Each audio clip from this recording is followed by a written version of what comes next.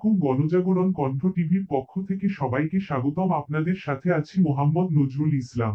বোচাগঞ্জে থানার অফিসার ইনচার্জের নিকট 13 আসামির বিরুদ্ধে 8টি গ্রেফতারি পরোয়ানা জারি, তবুও পুলিশের ধরাছোঁয়ার বাইরে। ভুক্তভোগী সাংবাদিক মজিদ খান অভিযোগ করেছেন, তাকে বারবার সান্ত্বনামূলক আশ্বাস দিচ্ছে, আজ ধরব, কাল ধরব, কিন্তু কার্যত কোনো আসামিকেই গ্রেফতার করছে না। দিনাজপুরের বোচাগঞ্জ থানা পুলিশকে ঘিরে চাঞ্চল্যকর অভিযোগ উঠেছে। OC Jahid Hasan Sarkar, second officer Wasim, warrant officer SI Shankar এবং ওয়ারেন্ট অফিসার এসআই মহুবর, এ 4 কর্মকর্তার দায়িত্বে থাকা সত্ত্বেও ওয়ারেন্টভুক্ত আসামিদের গ্রেফতারে কার্যকর পদক্ষেপ নেওয়া হয়নি। বিশ্বস্ত সূত্রে জানা গেছে, থানার কিছু অফিসার ওয়ারেন্টভুক্ত 13 আসামির পক্ষপাতী হয়ে প্রবীণ সিনিয়র সাংবাদিক মজিদ খানের উপর হত্যাচেষ্টা চালানোর সুযোগ করে দিয়েছেন। ঘটনার বিস্তারিত। গত 8ই জুন 2025 আনুমানিক বিকেল 5:30 কলেজ রোড রেল ঘন্টি এলাকার মোজাম্মেলের চায়ের দোকান ও সাগরের চায়ের দোকানের সামনে এই হামলার ঘটনা ঘটে।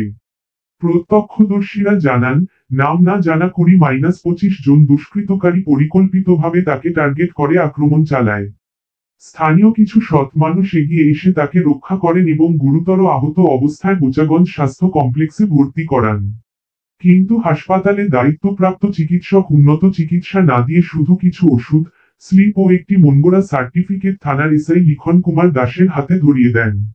রাত 1টার দিকে ইনজেকশন ও ওষুধ নেওয়ার পর কিছুটা সুস্থ হলে পরদিন তিনি ছাড়পত্র নিয়ে বাড়ি ফিরে যান। ভুক্তভোগীর অভিযোগ, মজিদ খান বলেন, তার 3 কন্যা সন্তানকে মা বেঁচে থাকতে এতিম বানানো হয়েছে। প্রধান আসামি আশা আক্তার সহ আরো 12 জনের বিরুদ্ধে আদালতের গ্রেফতারি পরোয়ানা জারি থাকলেও পুলিশ কার্যকর করছে না। থানার অফিসার ইনচার্জের নিকট 13 জন আসামির বিরুদ্ধে 8টি গ্রেফতারি পরোয়ানা থাকা সত্ত্বেও আসামিরা পুলিশের ধরাছোঁয়ার বাইরে। আসামিদের তালিকা 13 জন। 1 মোহাম্মদ রুবেল খান 33 পিতা মজিদ। 2 মোহাম্মদ সোহেল খান 31 পিতা মজিদ। 3 মোছা হিভা বেগম 28 স্বামী রুবেল খান। 4 মোছা লাবণী বেগম 25 স্বামী সোহেল খান। 5 মোছা সুখজান বেগম 45 স্বামী মফিজুল ইসলাম। 6 মোছা আশা আক্তার। 7 মোছা লিপি আক্তার 45 স্বামী লাইছুর রহমান। 8 মোছা রাশিদা আক্তার 28 স্বামী দেলোয়ার হোসেন। 9 মোহাম্মদ নয়ন মিয়া 23 পিতা লাইছুর রহমান। 10 মোহাম্মদ দেলোয়ার হোসেন 37 শ্বশুর লাইছুর রহমান। 11 মোহাম্মদ লাইছুর রহমান, পিতা মৃত মুফির উদ্দিন।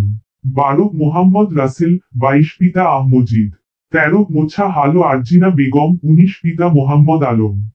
দায়েরকৃত মামলাসমূহ: 1 সিআর নং 151 24 4 জনের বিরুদ্ধে গ্রেফতারি পরোয়ানা জারি। 2 সিআর নং 184 24 5 জনের বিরুদ্ধে গ্রেফতারি পরোয়ানা জারি। 3 নির্বাহী কোর্ট মামলা নং B-396 24 5 জন আসামির বিরুদ্ধে ওয়ারেন্টের অপেক্ষায়। 4 বোচাগঞ্জ থানার মামলা নং 4-23 বিচার ফাইল নং 129 23 3 জনের বিরুদ্ধে গ্রেফতারি পরোয়ানা জারি।